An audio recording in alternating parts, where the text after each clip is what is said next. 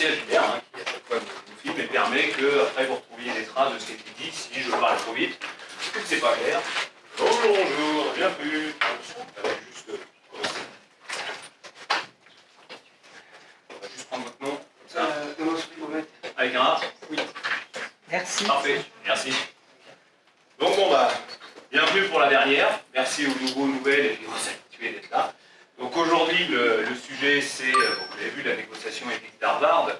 Cette négociation, si vous n'avez pas vu le teasing lors du dernier wake-up, c'est en fin de compte de vous parler d'une méthode de négociation qui a été mise en place par Harvard et MIT, qui a été développée après dans l'université mondiale. On peut se former dessus avec un micromaster. Le but, en 20 minutes, on ne va pas vous faire un micromaster, mais ça va vous permettre de voir un petit peu ces étapes-là, si vous en avez besoin, si vous les utilisez, et de dire, tiens, cette partie-là. Donc, comme l'a très bien dit la dernière fois Franck, le but, c'est de réussir un petit peu à savoir dire pourquoi. Parce que le pourquoi, il y en a deux. Il y a le pourquoi en un mot et il y a le pourquoi en deux mots. Donc le pourquoi en un mot, parler de ça, ceux qui me connaissent un petit peu, ils savent que pendant plus de 20 ans, j'ai adressé des entreprises en difficulté, en particulier des commerces. Donc la négociation, j'ai plutôt bien connu, surtout qu'en plus, il y avait du B2B, du B2C. Donc de ce fait-là, j'ai quand même pu constater des choses. Depuis pas mal d'années, je suis consultant, je travaille à accompagner des entreprises, aussi bien des startups, des indépendants, des PME, des TPE, etc. Et je donne aussi des cours dans les écoles de commerce. Ce qui m'a frappé, c'est deux points communs. Ces deux points communs en plus de 20 ans. Peu importe les profils que je vais dire, c'est que quand on commence à parler de négociation, j'ai toujours à peu près deux grands types de réponses. Soit, oui, mais je sais faire, c'est bon, je maîtrise, c'est naturel. Soit, oh, on n'a pas besoin dans le métier. L'autre point commun, c'est que ces deux profils-là, je me suis amusé à recalculer assez récemment l'évolution du chiffre d'affaires des personnes quand ils ont après appliqué EThics. Sur plus de 20 ans, c'est 12% d'augmentation du chiffre d'affaires. Pour des gens qui savent faire et qui n'ont pas besoin, 12% d'évolution du chiffre d'affaires, bah, là on arrive sur le pourquoi en deux mots.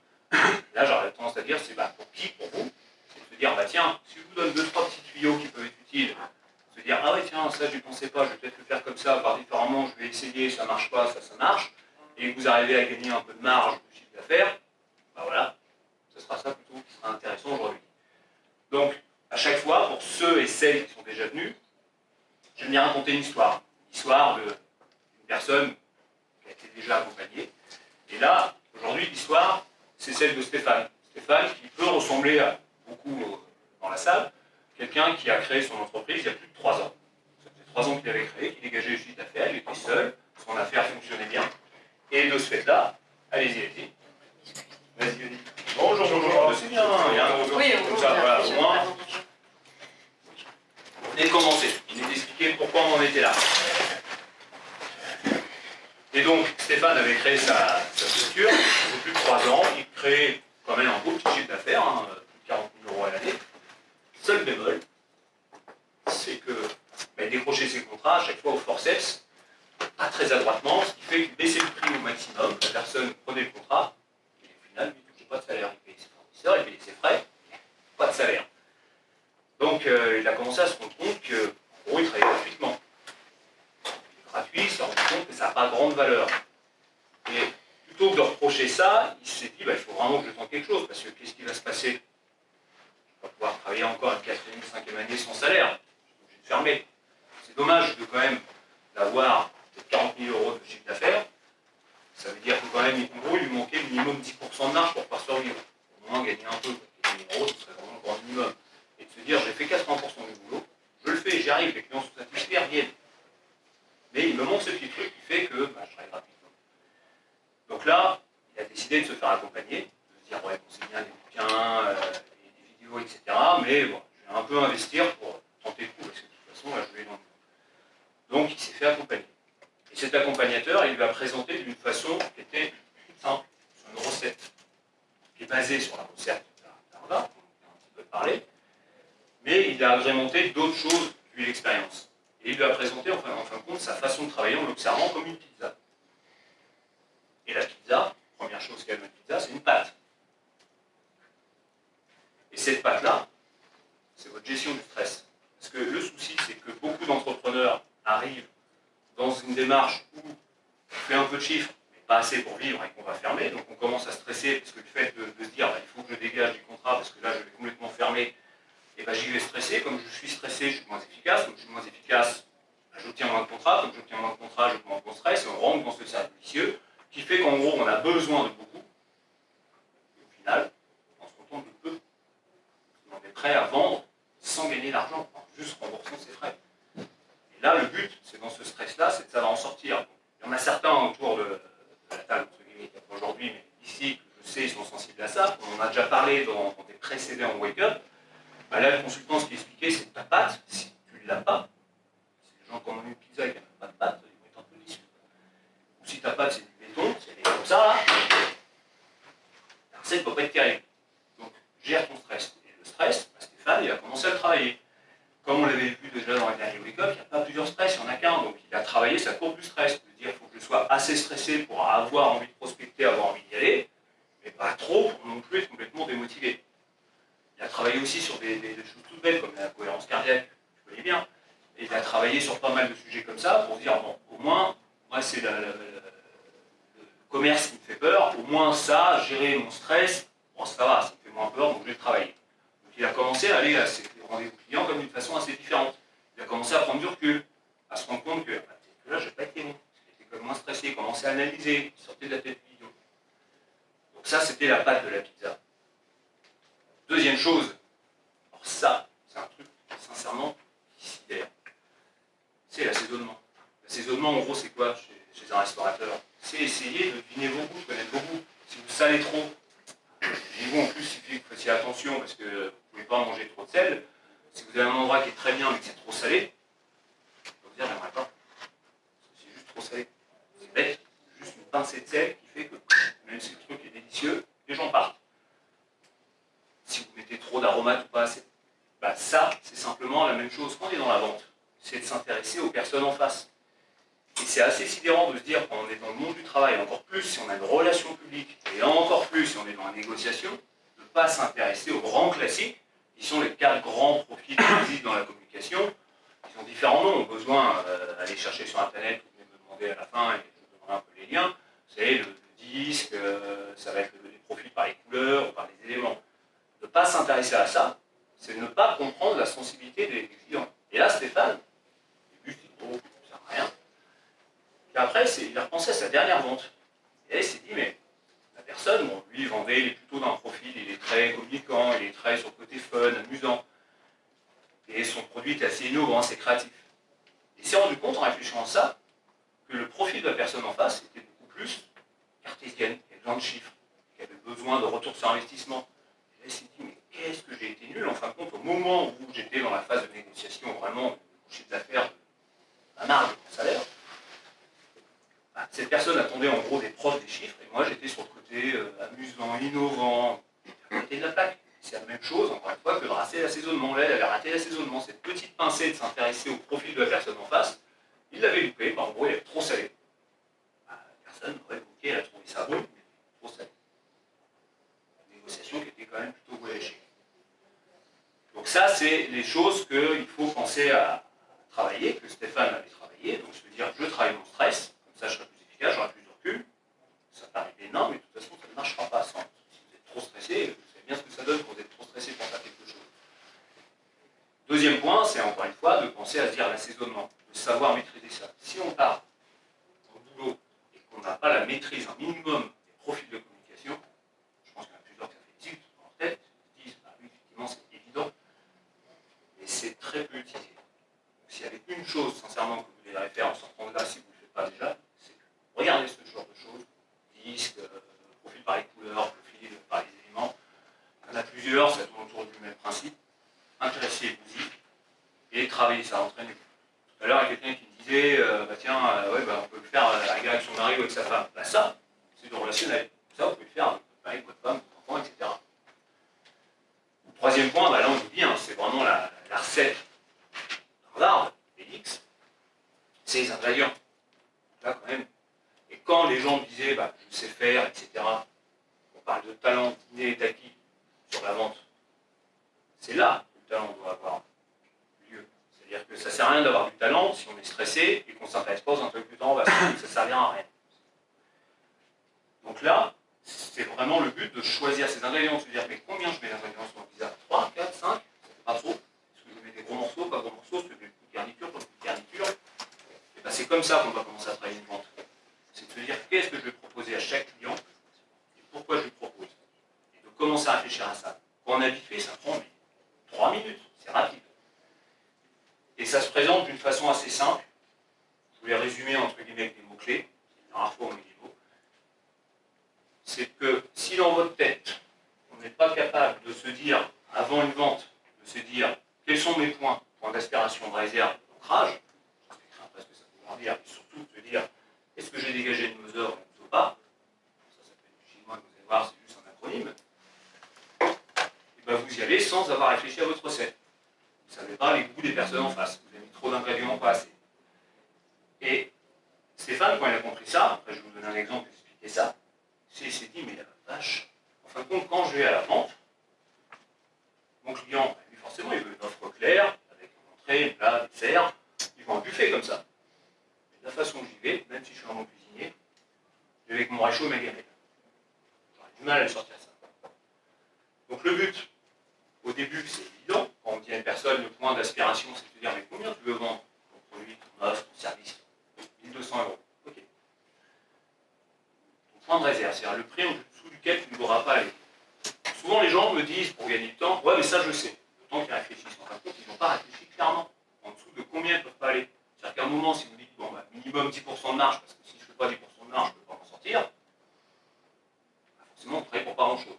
À part s'il y a un intérêt derrière décrocher d'autres contrats. Mais de savoir précisément, bah, de toute façon, voilà, je veux aller là et je ne descendrai pas en dessous de ça, au moins, ça permettra de limiter ce genre de risque de travailler sans marge. Et le point d'ancrage, c'est de ce fait-là, commencer à réfléchir. Quel est le point, c'est un peu comme dans les négociations un peu partout, c'est de dire quel prix je demande 1200, est-ce que je demande 1300 parce que je sais que la personne a négocié, est-ce que je demande 1005?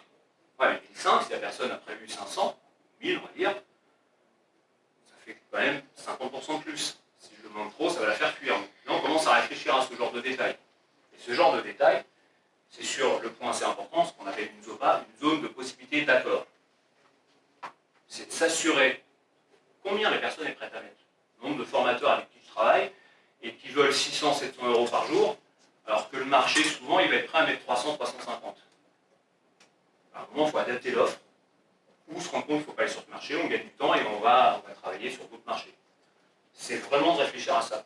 Est-ce que la personne, donc il faut prendre le temps de téléphoner, de savoir, tenter perche, est-ce que voilà, elle est prête à mettre ce prix-là? Dans ce cas, mon produit, bah, je vais peut-être un petit peu le découper en morceaux pour au lieu de proposer le gros morceau, elle est prête à mettre 500, bah, je vais lui proposer un produit peut-être à 700, 800, et je vais partir sur un point d'ancrage à 900, 1000. Et là, j'aurai plus de chances d'obtenir quelque chose.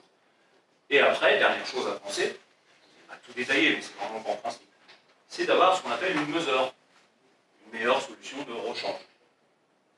C'est de se dire, ok, si on n'arrive pas, malgré tous mes efforts, à trouver une solution, qu'est-ce que j'ai prévu comme plan B? Souvent, moi, quand je demande aux personnes, ok, alors c'est quoi ton point, machin, je leur explique tout ça. Bah oui, dis-moi, je leur gamelle. Alors que, voilà, on leur demande de faire un buffet complet. Comme là. Donc, après, dans la stratégie d'Harvard, ils vous présentent l'idée, c'est qu'ils ont travaillé tout ce qui est sociologie, tout ce qui est psychologie de négociation, ils ont travaillé ça avec les neurosciences, et ils ont regardé sur à peu près 40 ans d'études et d'observation terrain, ce qui marchait, ce qui ne marchait pas. Ils ont fait une liste de 20 leviers qui sont efficaces. Donc, les deux plus efficaces chez Stéphane, ça a été, on s'éloigne un peu de la cuisine en déjeuner, l'épouvantail et l'escalade. Et c'est-à-dire que la technique de l'épouvantail, toute simple, c'est dans votre stratégie, quand vous écrivez votre recette, c'est-à-dire, bon, ok, qu'est-ce que je mets un peu comme stratégie en place, ça je la maîtrise, je la sens bien, c'est d'amener la personne sur un point qui n'est pas important pour vous, qu'habituellement vous offrez, alors ça peut être, je sais pas, vous offrez une hotline pendant 6 mois ou 3 mois, un petit SAV un peu supplémentaire, une visite de contrôle, enfin, ce que vous avez, ou vous utilisez par exemple un logiciel que vous ne facturez pas, on peut dire, bon, bah, tiens, je vous facture au ratio, le pourcentage de logiciel, et là-dessus vous négociez. Et un peu durement. Ce qui fait que vous attirez l'attention sur autre chose qui est important. Et la personne, vous allez finir par céder, parce que c'est votre but, sauf que d'une part, elle sera un peu épuisée, et qu'au moment où vous arriverez sur la négociation qui vous intéresse, elle sera un peu redevable, parce que vous pourrez inconsciemment lui faire comprendre que vous avez fait un geste, c'est peut-être à son tour d'en faire un. Et ce qui s'enchaîne assez naturellement, c'est la technique de l'escalade. Technique de l'escalade, c'est simplement de se dire à quel moment on fait que la personne s'est suffisamment investie dans la relation pour ne pas avoir trop envie de faire demi-tour. C'est-à-dire que quand vous êtes avec un prospect, moi souvent je parle dans ce cas-là de sur-mesure, c'est de vraiment comprendre le besoin vraiment profond du prospect, et pas forcément ce qu'il vous demande, pour pouvoir savoir comment lui proposer quelque chose de vraiment intéressant. Ce qui fait que vous allez quand même faire des échanges de mails, de fils, ça va prendre du temps. Ce qui fait que le prospect, au moment où vous allez commencer à arriver dans la négociation, il aura cette sensation de se dire consciemment, j'ai passé du temps, ce serait dommage maintenant pour quelques centaines d'euros de rejeter son offre, parce qu'au final, peut-être 200 euros trop cher, je vais peut-être rentrer dans la négociation en fait, il ne serait pas rentré. Et c'est comme un peu en escalade, c'est-à-dire que si vous faites l'effort de vous inscrire à un club, d'acheter au bout le matériel, de vous déplacer, d'aller sur place, de vous équiper, de monter, c'est pourquoi vous ne ferez pas demi-tour? Déjà un peu par fierté, c'est ce cas de négociation, mais surtout aussi parce que vous êtes investi, vous avez pris du temps. Et c'est d'écrire ça, cette petite stratégie, Stéphane l'a très bien maîtrisée, et ça fonctionne incroyablement bien. Donc, on peut se demander où est arrivé Stéphane avec ça. Doutez bien que je n'ai pas pris l'exemple de Stéphane en me disant, oh, c'est catastrophique, il a fermé, maintenant il aurait ça, et voilà. Non, il a bien fonctionné. J'ai pris ces chiffres tout simples, c'est que Stéphane, au début, qui était pas très bien dans son système, dans son affaire, moins stressé, il n'a pas de la pizza, il a pris du recul. Après, il a commencé à s'intéresser aux personnes. Donc là, les relations se passaient mieux. Et pour ceux qui connaissent, il était beaucoup plus sur le besoin que la demande initiale. Donc il répondait beaucoup mieux aux besoins des clients, parce qu'eux-mêmes, les clients souvent ne détectent pas leurs besoins correctement. Bonjour, bonjour. Allez-y, on est encore là. Et de ce fait-là, moins de stress, plus agréable. Il a augmenté ce qu'on appelle son taux de transfo, c'est-à-dire entre le nombre de prospects qu'il avait et le nombre de clients. Il a à peu près prospecté 10% de personnes en moins, donc gain de temps, pour obtenir un résultat légèrement supérieur. Il s'est rendu compte que c'est efficace. Sa marge, elle a monté aussi de 20%. Minimum, il gagne au moins 20%. Et ce qui fait qu'au niveau du chiffre d'affaires, il a gagné 23%.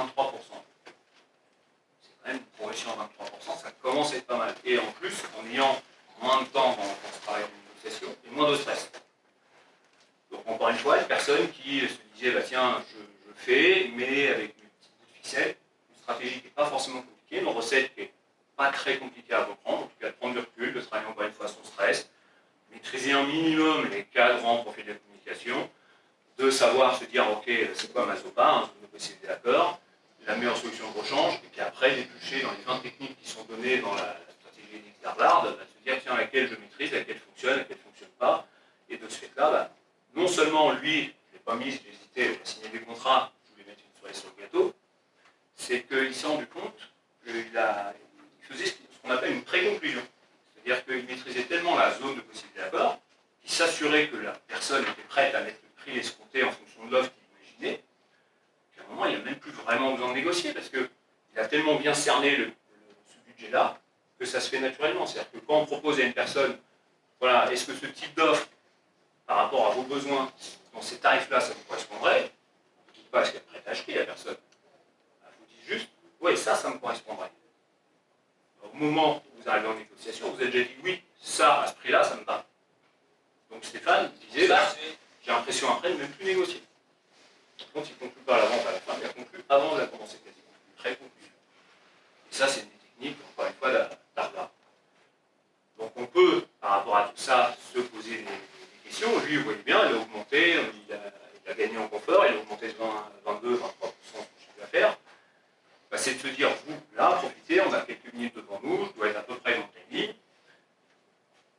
Posez des questions, qu'est-ce que vous allez faire dès demain? Est-ce qu'il y a des trucs où vous dites, tiens, ça je fais pas, c'est utile, pas utile? Ça, vous jouez. Maintenant, vous savez comment on peut faire. Merci.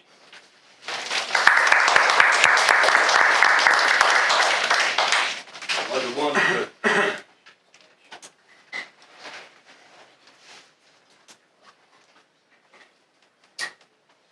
C'est facile, se lancer en premier. Après, au besoin, j'ai une question. On va rester, tiens, admettons, pour vous aider un peu, sur le café gourmand, dans dans un resto. Allez-y, on va mieux, ça m'évitera le café gourmand. Très bien. Juste une question. Du coup, quand par exemple on négocie sur quelque chose, enfin un détail, sur quelque chose, par exemple quelque chose qu'on a en sous-traitance qui a un prix fixe. Oui. Et par exemple, est-ce que des fois peut-être c'est bien d'aller en dessous de ce prix-là, enfin d'être perdant sur cette partie-là en sous-traitance, et ensuite de pouvoir gagner un peu plus sur le reste. Après, c'est un peu, alors ça peut prendre différentes tournures. Après, si c'est de la sous-traitance, vous pouvez aussi négocier avec votre sous-traitant en amont pour augmenter votre marge et de ce fait-là plus facilement négocier quand vous êtes en négociation avec votre client final. Si vous gagnez 10% de marge avec votre sous-traitant, 10% de marge de négociation en plus. Après, un peu comme vous disiez tout à l'heure, ça peut prendre aussi peut-être la question de la façon dont vous disiez, c'est que si c'est un client que vous savez, récemment, il y a quelqu'un que j'ai accompagné qui est sur un leader européen de la cosméto. Il a un peu volontairement accepté de baisser certaines prétentions sur des choses, mais simplement il était parti sur une mission 2019, alors que là ils sont en train de négocier un contrat pour 3 ans. Donc si derrière, effectivement, ça vaut le coup, c'est un peu le petit aparté que j'ai fait tout à l'heure, c'est qu'à un moment, il faut savoir, parfois, dans des cas exceptionnels, se dire, bon, bah, je marge peu, mais encore une fois, c'est cette fameuse stratégie de départ, c'est de se dire, c'est quel est mon plan de réserve. Ok, et dans les stratégies qu'il y a une stratégie qui est l'accroissement des ressources. C'est de se dire, ça peut prendre la forme de quelqu'un, mettons, si vous êtes manager et il vous demande, il est dans le commerce, il ne peut pas travailler le samedi, c'est un gros chiffre d'affaires, et qu'au final, il vient vous voir au départ pour une augmentation de salaire. La stratégie d'augmentation des ressources, c'est de lui dire, je ne vais pas t'augmenter ton salaire, il y a des formes, hein, je ne vais pas t'augmenter ton salaire. Par contre, comme je sais que tu viens tes samedis, bah, si tu veux, je te propose d'avoir un samedi tous les mois. Donc vous accroissez les ressources, vous trouvez une autre façon de satisfaire la personne. Donc souvent, ce n'est pas forcément que le côté pécuniaire. Et ça permet, en fin de compte, de fonctionner un peu mieux. Bah là, c'est la même chose, c'est quand on fait sa stratégie, vous savez, avec le point de réserve, d'entrave, etc., se dire quel est mon point de réserve, je le mets en dessous, et dans l'accroissement de levier, l'accroissement de ressources, je peux très bien me dire, bon, ok, la personne va vouloir baisser, et dans ce cas, je commence à négocier avec elle, et je prévoirai à ce moment-là de lui dire, ok, je veux bien baisser, mais dans ce cas, on va augmenter le volume. C'est ce qu'on faisait avec la personne qui s'occupe dans la cosméto, un gros truc qui est un gros leader. Et de ce fait-là, bah, il a accepté de baisser le prix, mais l'autre personne lui dit, ok, on pourra partir sur 2020, 2021, 2022. Dans ce coup, c'est beaucoup moins gênant de se dire, je travaille une fois en 2019 pour pas grand-chose, dans mes frais. Par contre, dans ce coup, là, on a un contrat, voilà. Et ça, c'est une autre technique, c'est la technique d'accroissement des ressources. Mais encore une fois, vous voyez, c'est de réfléchir ça avant. Et plus on s'entraîne à le faire rapidement, j'en ai vu qu'il faisait après dans le TGV avant d'arriver au dernier moment, il n'y a pas besoin de faire une usine à gaz. C'est de se dire, voilà, est-ce que je suis sûr voilà, d'avoir la zone de possibilité d'accord, et voilà, on va dans le tarif, quel est le point minimum auquel je dois aller, quel est le prix que je vais annoncer pour pas que ça soit décourageant non plus, quelle est ma mesure, ma meilleure solution de rechange, donc pour me dire, bon bah ok, plan B, et par exemple de penser à ce type de stratégie, et ok d'accepter, par exemple sur un fournisseur, de vendre moins cher que ce que ça me coûte, mais bon, c'est pas grave. Je sais pas si j'ai répondu. Ah non, c'est pas grave. Et vous avez le temps. Ils sont encore climatisés. Une minute, pas plus chaud.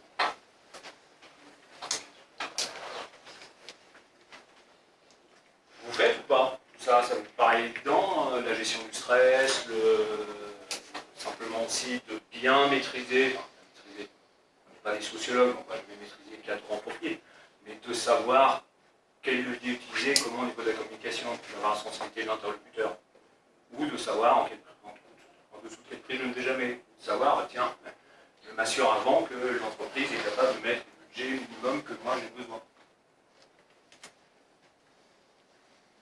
Là, tu es surtout positionné en fournisseur.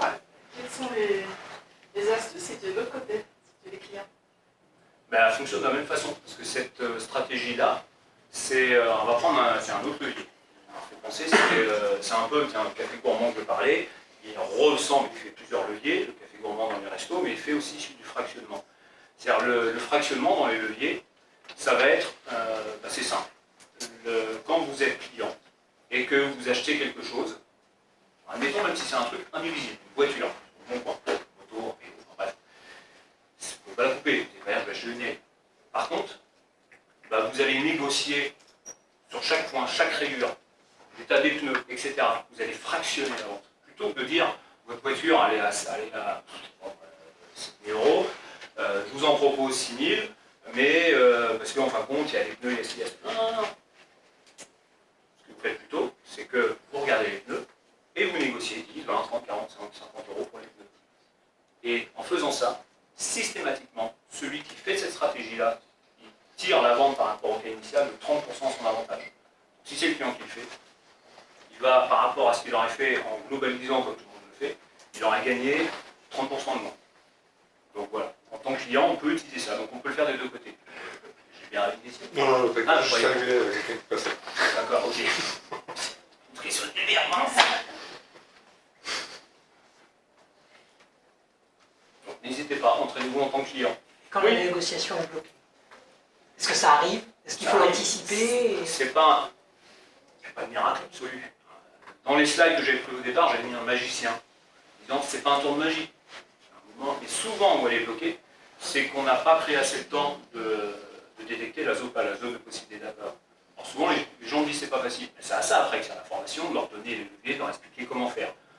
La grande piste, c'est de prendre le temps et de bien comprendre les besoins du client, un peu avec la technique de l'escalade, c'est-à-dire vraiment de poser des questions, de comprendre vraiment son besoin. Et le but, c'est d'éduquer le client et de faisant comprendre que par rapport à ce qu'il a besoin, même pas ce que vous voulez vendre, en disant sur le marché, globalement, vous aurez ce type d'offre à tel tarif. Parce que déjà, ça rentre dans le budget que vous avez prévu. La personne, elle vous dit oui ou non. Et en fin de compte, là, vous pouvez faire marche arrière autant de fois que vous voulez. C'est-à-dire que là, vous n'êtes pas bloqué, parce que vous n'êtes pas dans la négociation à dire allez-y, signez. Vous êtes juste en train d'essayer de comprendre. Et vous revenez en arrière. Et là, l'avantage, c'est que vous pouvez revenir en arrière. Donc l'avantage de cette technique, encore une fois en l'écrivant en amont, c'est que vous pouvez revenir en arrière autant de fois que vous voulez. L'avantage pour vous, c'est que vous rentrez dans une technique de l'escalade, parce que la personne en face, il passe du temps, elle se dit, honnêtement, c'est vachement bien, parce que lui ou elle est en train de me faire comprendre de quoi j'ai besoin, d'y voir plus clair, et il est juste en train de m'expliquer ça. Et là, au moins, au moment où vous avez votre ZOPA, et logiquement, quand vous l'avez bien fait, il n'y a plus de blocage derrière.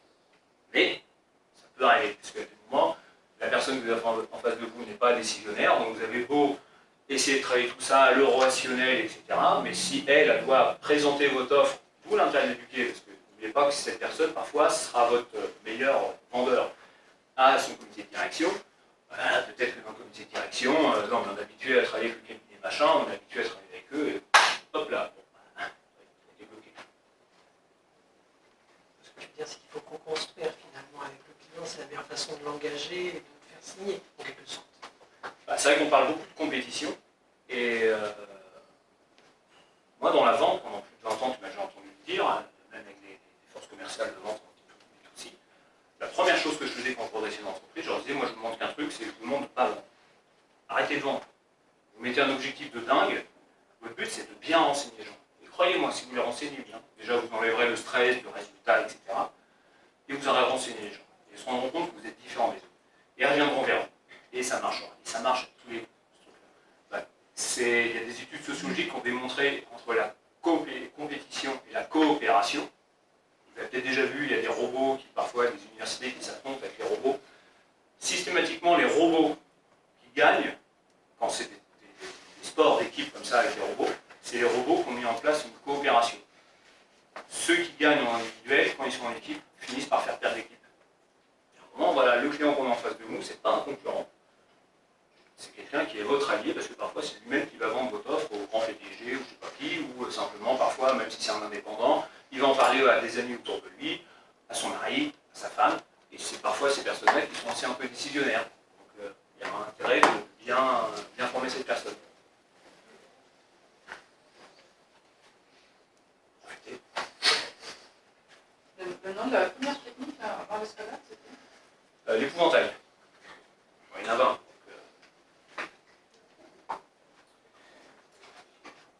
Une question. En fait, je me suis un peu bloqué tout seul sur une dernière possible vente. C'est une connaissance que j'avais. Je connaissais à peu près son budget et je savais qu'il n'avait pas forcément un gros budget sur le service que je pouvais proposer. Donc, en amont, je lui ai représenté vraiment mon dernier prix que je pouvais faire sans pouvoir de négociation par la suite. Oui, donc là on était bien. Donc on était bien dans le truc, mais le truc qui a été perturbant par la suite, c'est que malgré cet effort que j'ai fait, derrière, il me propose un échange de matière ou voilà, il veut me donner, je veux dire, des poulets, disons. Ouais. Il me donne des poulets en échange de mon service en troc. Voilà. Et là, je suis bloqué parce que je peux ni avoir une marge de négociation derrière, et un échange un troc, c'est impossible dans ce que je fais. Donc là, je suis vraiment bloqué sur ce client-là. Alors que c'est une connaissance à la base, et je pense que mon tort, ça a été au départ justement d'arriver et de ne pas avoir mon pouvoir de négociation sur ce produit-là. Donc là maintenant, je ne sais plus trop comment gérer, essayer de rattraper le truc sans passer par le troc. Par expérience de ce type de situation, et même expérience perso, il n'y a rien de plus dur que de négocier avec des gens qu'on connaît. Et moi, je ne le fais pas. J'y arrive pas. Voilà. On rentre dans le domaine de l'affectif, et le problème c'est que dès qu'on rentre dans le domaine de l'affectif, on n'est plus dans son cadre de recul, etc. Et on rentre sur des limites qui ne sont pas claires. N'importe quel contrat commercial, on ne commencera pas à vous proposer d'échanger des choses, de faire des poulets, etc. Et là, les limites ne sont pas forcément claires. Donc, justement, parce que je n'ai pas tout mis dans la recette, justement, il précise bien qu'il faut que les cadres de la négociation soient clairs et justement, il parle un petit peu de ce genre de choses en disant attention quand vous êtes sur des très très bons clients, des gens qui sont presque devenus amicaux, de s'assurer que parfois, parce que ces limites, vous-même, parfois vous les repoussez. Donc ce qui fait que la personne s'habitue à quelque chose. On a tous plus ou moins vécu, par exemple, au niveau du tarif, quand on fait des offres commerciales, les personnes, pour elles, c'est le tarif normal. Et au bout d'un moment, il s'habitue à un prix qui est vers le bas. Ou si on fait plus que ce qu'il faut, c'est ce qu'on appelle la limite haute, c'est-à-dire qu'on est largement au-dessus de ce qu'on fait normalement, pour elle, c'est juste la norme. Donc de temps en temps, ça vaut le coup. Quand vous faites des visites de contrôle avec des personnes, ou quand là, souvent, il faut essayer de marcher sur des œufs quand c'est des personnes de connaissance, c'est de se dire, bon, voilà, de remettre les limites, de les clarifier pour tout le monde. Parce que, voilà, parfois, même la personne, vous rendez les choses un peu en retard par rapport au prévu, et vous lui demandez, vous dire, ah, par contre, tiens, vous avez demandé des documents, j'aurais préféré les avoir un peu avant, on était plutôt clair. Et ça, c'est une des choses. Et ça rejoint un peu ce qu'on disait tout à l'heure, c'est vaut mieux en général se méfier quand c'est des très bonnes relations, quand c'est des très très bons clients. Et de se dire, si j'y vais, si j'accepte de négocier, en gros, en gagnant quasiment rien, c'est pour gagner quoi derrière? L'accroissement des ressources. S'il n'y a pas un accroissement des ressources, il ne faut pas y aller. Et après, c'est un peu la technique aussi de savoir apprendre à dire non, parfois.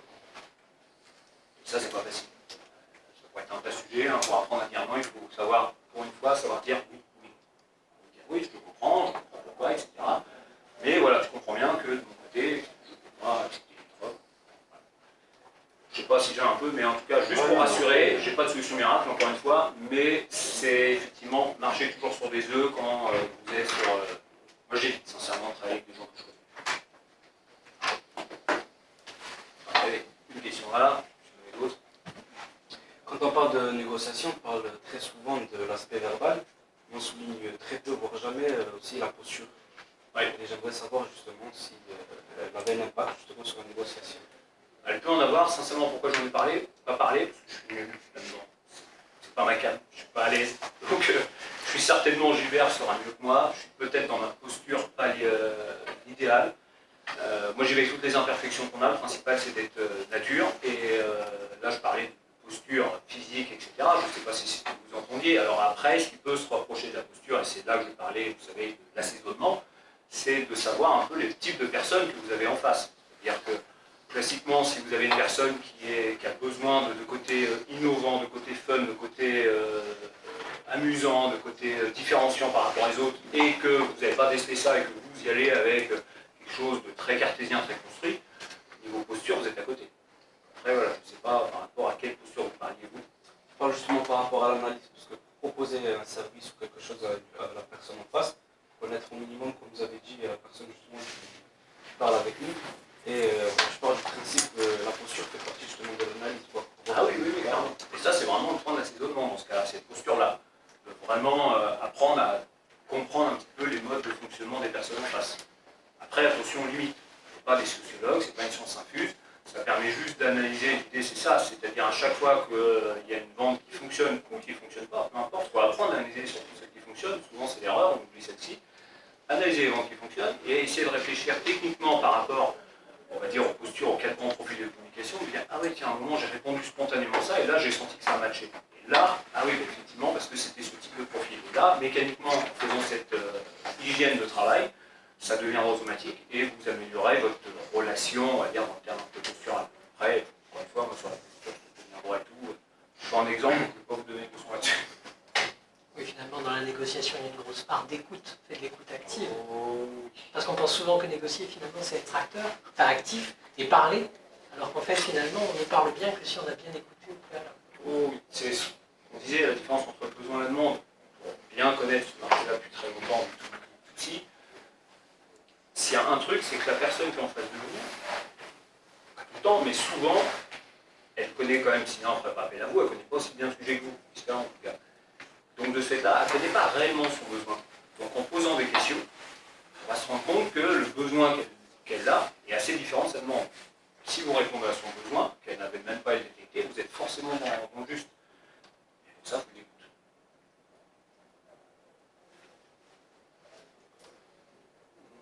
Je veux juste savoir aussi, est-ce que dans le cadre d'une renégociation de contrat, on peut appliquer ces grands principes.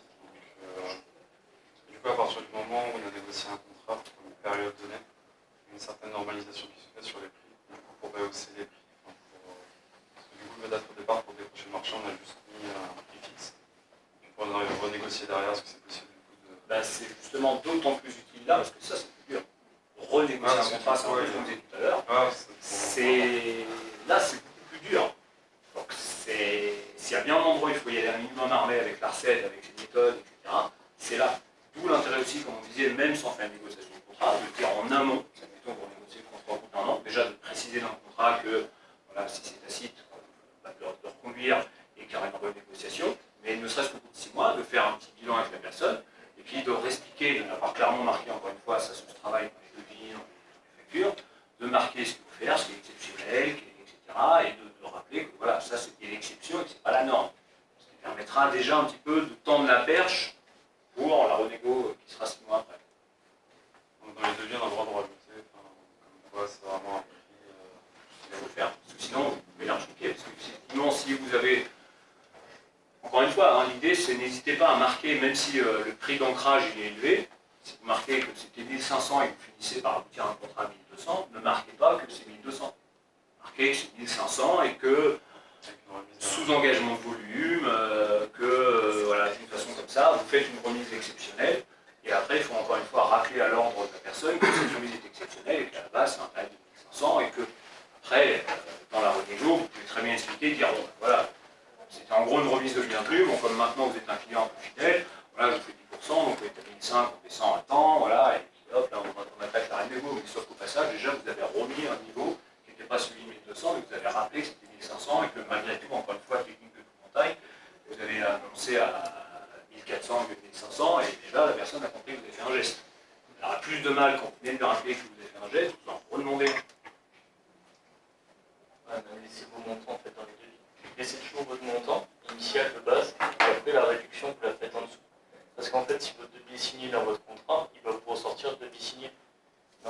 Du coup, il faut bien faire apparaître vos prix de base et la réduction derrière. Parce que si vous mettez la réduction dans votre prix, il va pouvoir ça va devenir un prix de base. Donc ça c'est important aussi. Souvent on se plante. Mais ouais, en fin de compte, c'est ça, hein. C'est retenez l'image de la gamelle, c'est y aller pas juste avec votre gamelle comme ça. Réfléchissez en avant sur un point de boom-dap, etc. C'est-à-dire, voilà, qui a mon prix, ma renégo, j'en suis où, comment je fais pour lui faire comprendre que je dois attaquer à 1450 et pas à 1200 comme il avait eu, quelle est ma meilleure solution de rechange, etc. La zone de possible d'accord, cela confirmé, quel levier je maîtrise assez, et j'essaie de voir ce que ça donne. De toute façon, en gros, avant, vous y avez certains avec peu d'outils. Donc le fait d'essayer un outil qui ne sera pas forcément naturel au début, vous planterez certainement autant que vous étiez planté au départ, vous analyserez, vous verrez pourquoi ça ne marche pas, mais vous serez dans une position de recul et d'amélioration continue. C'est vraiment ça. Et comme on l'a dit rapidement, pensez bien, dès que vous avez eu quelque chose qui a réussi à l'analyser, quelque chose qui a raté, analysez-le. Et là, vous vous rendrez compte mécaniquement, vous entraînerez votre cerveau, il donnera une plasticité cérébrale où il fera que mécaniquement, il appliquera ces mécanismes sans se rendre compte.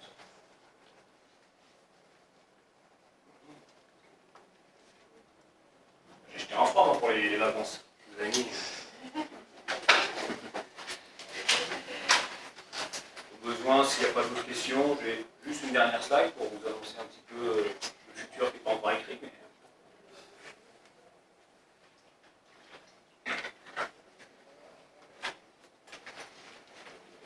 Donc s'il n'y a pas d'autres questions, de toute façon on reste là, vous pouvez encore maintenant discuter ensemble. Donc si vous voulez continuer à nous voir, nous suivre, n'hésitez pas à aller sur la page Facebook de Wake Up, sur le groupe Facebook, ou après, tapez-nous le nom qu'on a trouvé sur Facebook et LinkedIn.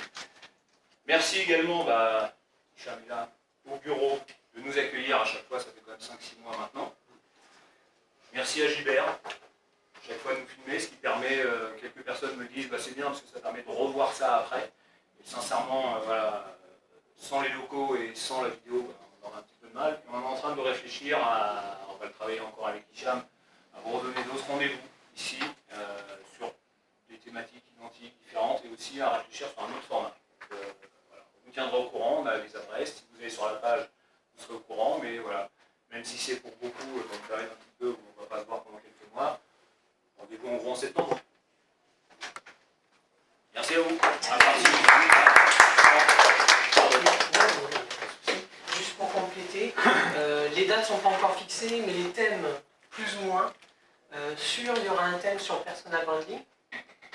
Il y aura un thème également sur, qui peut compléter ce qui a été vu aujourd'hui, puisque la négociation, c'est une décision. Et un des thèmes sera qu'est-ce qui peut influencer notre décision et notamment notre profil d'entrepreneur. Donc ça, c'est un bien animé. Donc je pense qu'on verra septembre ou octobre. Et je fais aussi une annonce en même temps, puisque notre objectif, même si on est 2 aujourd'hui, c'est d'accueillir d'autres conférenciers sur le même format, mais sur des thématiques sur lesquelles nous, on n'est pas opérationnels, si je puis dire. Et donc, bien sûr, la porte est ouverte, il ne faut pas hésiter à nous contacter. Voilà. Merci pour votre écoute, et puis on est encore à dispo éventuellement pour échanger avec vous si besoin. Merci. Merci.